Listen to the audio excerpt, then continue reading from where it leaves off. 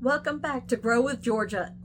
Do you ever feel like being respectful to other people in this country has just gone right out the window?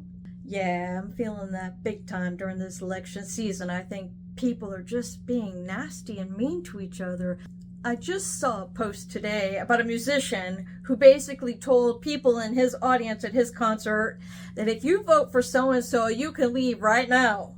And I'm thinking, what? Seriously? These people paid money to come and see you. Why would you say that to them? I'm starting to think that maybe we don't know what being respectful and polite means. This does not qualify as being polite. Neither does this. Nope, not this one either. Okay, so let's go back to the basics. Being polite, defined in Oxford Languages, means having or showing behavior that is respectful and considerate of other people. Oxford then goes on to define what respect means. Due regard for the feelings, wishes, rights, or traditions of others. We're going to explore 5 ways that help us to understand what it means to be more respectful or polite to other people. Tip number 1, listen to somebody and what they have to say. Don't jump on their sentence and say what you're feeling. Actually listen. Listen to understand what it is that the other person's saying.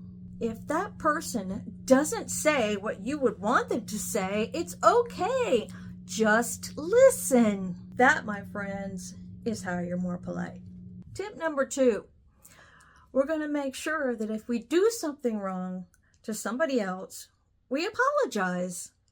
I know this is shocking to some people because they don't know how to say sorry. And maybe some people say sorry too much. But you really need to be able to own it when you mess up. When you mess up, say I'm sorry.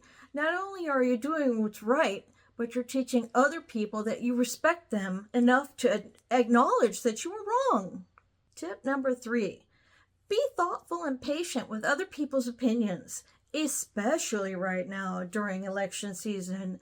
It's so vitally important. You're never going to learn a different way if you don't listen and pay attention and be open-minded. So be thoughtful to others and listen to them, and be patient with them while they have their other opinions that maybe you don't agree with. It's really important. Okay, so tip number 4 is probably going to ruffle some feathers.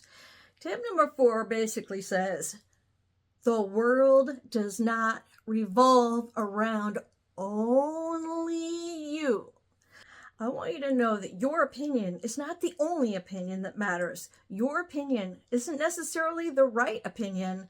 Your opinion isn't going to be the best idea all the time.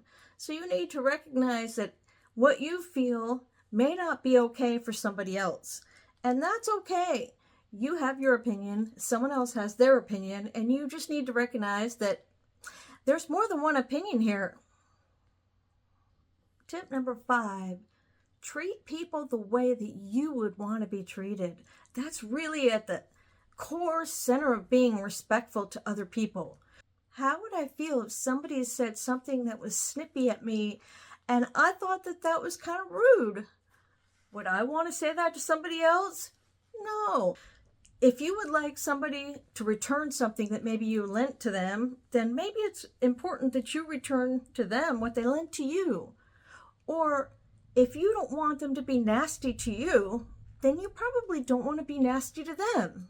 The Bible makes it very clear in Matthew 7:12. So in everything, do unto others exactly what you would have them do to you.